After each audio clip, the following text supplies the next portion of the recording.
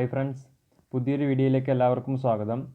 ഇന്നത്തെ വീഡിയോ എന്താണെന്ന് വെച്ചാൽ നമ്മുടെ വുമൺ മിലിറ്ററി പോലീസ് റിക്രൂട്ട്മെൻറ്റ് റാലിക്ക് പോകുമ്പോൾ നമ്മൾ എന്തൊക്കെ ഡോക്യുമെൻറ്റ്സ് കൊണ്ടുപോകണം, അതുപോലെ തന്നെ എന്തൊക്കെ കാര്യങ്ങൾ നമ്മൾ ശ്രദ്ധിക്കണം തുടങ്ങിയ കാര്യങ്ങൾ നമ്മൾ ഇന്നത്തെ ഈ ഒരു വീഡിയോയിൽ നോക്കുന്നതാണ്. വുമൺ മിലിറ്ററി പോലീസ് റിക്രൂട്ട്മെൻറ്റ് റാലിക്കൊക്കെ പോകുന്നവർ തീർച്ചയായിട്ടും ഈ ഒരു വീഡിയോ ആദ്യം മുതൽ അവസാനം വരെ കണ്ടിരിക്കാം. അവർക്ക് ഈ ഒരു വീഡിയോ വളരെയധികം യൂസ്ഫുൾ ആകുന്നതാണ്. അതുപോലെ തന്നെ ഈ ഒരു വീഡിയോയിൽ നമ്മൾ പ്രഗ്നൻസി സർട്ടിഫിക്കറ്റ് എന്താണ്, അതുപോലെ തന്നെ അഫിഡവിറ്റ് എന്താണ് തുടങ്ങിയ കാര്യങ്ങൾ നമ്മൾ ഇന്നത്തെ ഈ ഒരു വീഡിയോയിൽ ഡീറ്റെയിൽ ആയിട്ട് നോക്കുന്നതാണ്. സോ നിങ്ങൾ ഈ ഒരു വീഡിയോ അവസാനം വരെ കാണുക. കണ്ട ശേഷം ഈ വീഡിയോ പറ്റി നിങ്ങളുടെ അഭിപ്രായം തീർച്ചയായിട്ടും കമൻറ്റ് ബോക്സിൽ രേഖപ്പെടുത്തുക.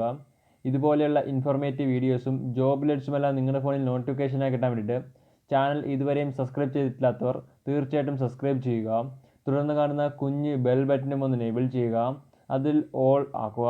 അപ്പോൾ ഞാൻ ഇതുപോലെ ഇടുന്ന വീഡിയോസും ജോബ് ലെറ്റ്സുമെല്ലാം നിങ്ങളുടെ ഫോണിലും നോട്ടിഫിക്കേഷനായി കിട്ടുന്നതാണ്. അതുപോലെ നമ്മുടെ വാട്സപ്പ് ഗ്രൂപ്പിലും ടെലിഗ്രാം ഗ്രൂപ്പിലും ജോയിൻ ചെയ്യാൻ താല്പര്യമുള്ളവർ ജോയിൻ ചെയ്യുക. ലിങ്ക് താഴെ ഡിസ്ക്രിപ്ഷൻ ബോക്സിൽ ഉണ്ടായിരിക്കുന്നതാണ്. നമുക്ക് കാര്യത്തിലേക്ക് കിടക്കാം.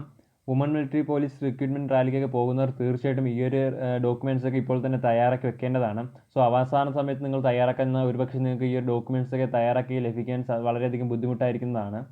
നമുക്ക് എന്തൊക്കെ ഡോക്യുമെൻറ്റ്സ് വേണം നോക്കാം. ഒന്നാമതായിട്ട് ഇതിനകത്ത് പറഞ്ഞിരിക്കുന്നത് വെച്ചാൽ അഡ്മിറ്റ് കാർഡാണ്. ഈ ഒരു അഡ്മിറ്റ് കാർഡ് ഇപ്പോൾ നമുക്ക് ലഭിക്കുകയില്ല. ഈ ഒരു അഡ്മിറ്റ് കാർഡ് എന്ന് പറഞ്ഞാൽ നമ്മുടെ റിക്രൂട്ട്മെൻറ്റ് റാലിയുടെ ടൈം ആകുമ്പോൾ നമ്മുടെ ആ ഒരു രജിസ്റ്റർ ചെയ്ത ആ ഒരു വെബ്സൈറ്റിൽ നിന്ന് നമുക്ക് ലഭിക്കുന്നതാണ്. രണ്ടാമതായിട്ട് വേണ്ട കാര്യം എന്താണെന്ന് വെച്ചാൽ നമ്മൾ അറ്റസ്റ്റ് ചെയ്യാത്ത നമ്മുടെ ഫോട്ടോയാണ് വേണ്ടത്.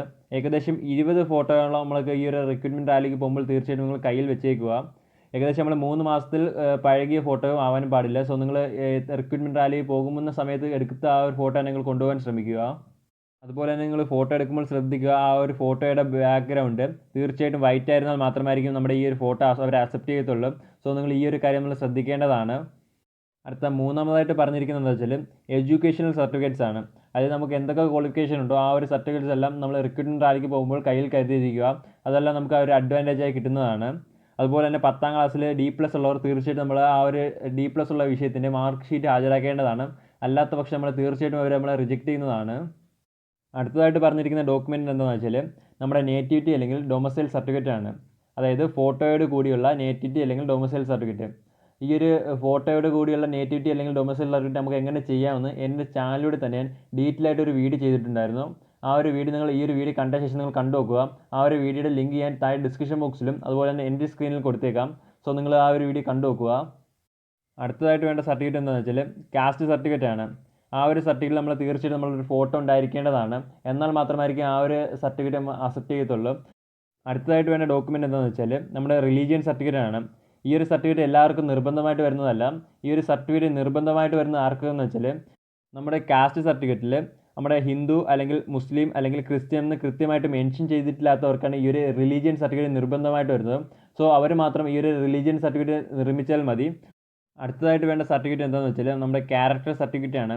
ഈ ഒരു സർട്ടിഫിക്കറ്റ് നമുക്ക് നമ്മൾ പഠിച്ച ഒരു സ്കൂളിൽ പോയാൽ അല്ലെങ്കിൽ കോളേജിൽ പോയാൽ നിങ്ങൾക്ക് വാങ്ങാൻ സാധിക്കുന്നതാണ്. ഏകദേശം 1 ഇയർ വാലിഡിറ്റി ഉള്ള ഒരു സർട്ടിഫിക്കറ്റ് നിങ്ങൾ വാങ്ങാൻ ശ്രമിക്കുക.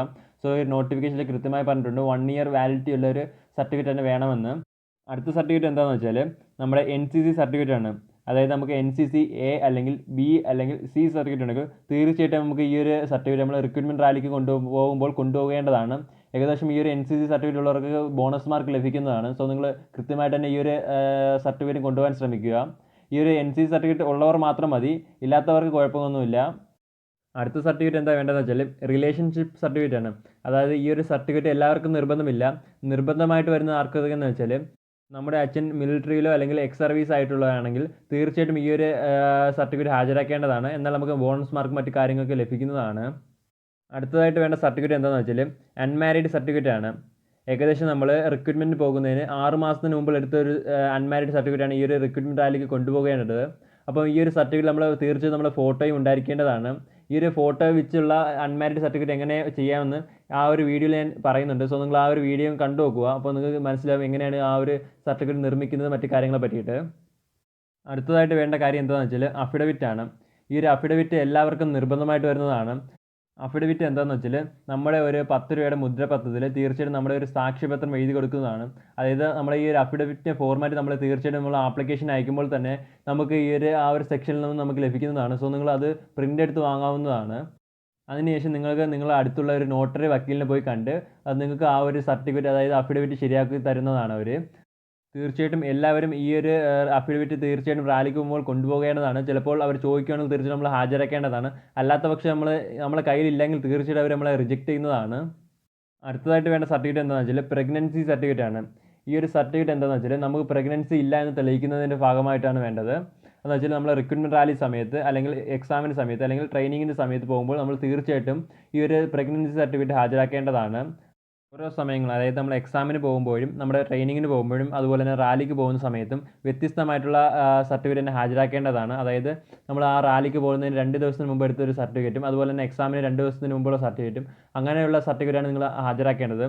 ഈ ഒരു പ്രഗ്നൻസി സർട്ടിഫിക്കറ്റ് ആരാ നൽകുന്നതെന്ന് വെച്ചത് നമ്മുടെ അടുത്തുള്ള ഗവൺമെൻറ് ഹോസ്പിറ്റലിലെ ഒരു ഡോക്ടറാണ് നൽകുന്നത്. അതായത് MBBS ബിരുദമുള്ള ഒരു ഡോക്ടറിൽ നിന്നും തീർച്ചയായിട്ടും ഈ ഒരു പ്രഗ്നൻസി സ്റ്റാറ്റസ് ഉള്ള സർട്ടിഫിക്കറ്റ് നിങ്ങൾ തീർച്ചയായിട്ടും വാങ്ങി വെച്ചേക്കുന്നതാണ്.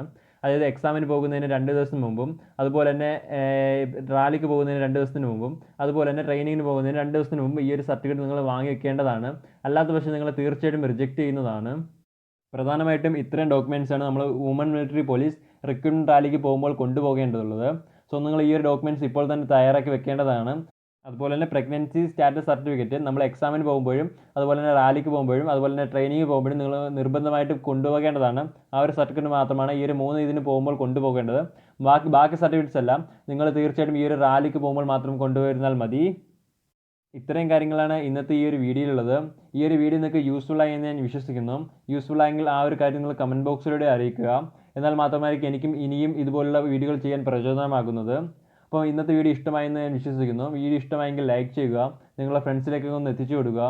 ഇതുപോലെയുള്ള ഇൻഫോർമേറ്റീവ് വീഡിയോസും ജോബ് അലേർട്സും എല്ലാം നിങ്ങളുടെ ഫോണിൽ നോട്ടിഫിക്കേഷനായി കിട്ടാൻ വേണ്ടി ചാനൽ ഇതുവരെയും സബ്സ്ക്രൈബ് ചെയ്തിട്ടില്ല തീർച്ചയായിട്ടും സബ്സ്ക്രൈബ് ചെയ്യുക. തുടർന്ന് കാണുന്ന കുഞ്ഞ് ബെൽ ബട്ടണും ഒന്ന് എനേബിൾ ചെയ്യുക, അതിൽ ഓൾ ആക്കുക. അപ്പോൾ ഞാൻ ഇതുപോലെ ഇടുന്ന വീഡിയോസും ജോബ് അലേർട്സും എല്ലാം നിങ്ങളുടെ ഫോണിൽ നോട്ടിഫിക്കേഷനായി കിട്ടുന്നതാണ്. അപ്പോൾ നമുക്ക് മറ്റൊരു വീഡിയോ കാണാം. അതുവരെ ബൈ.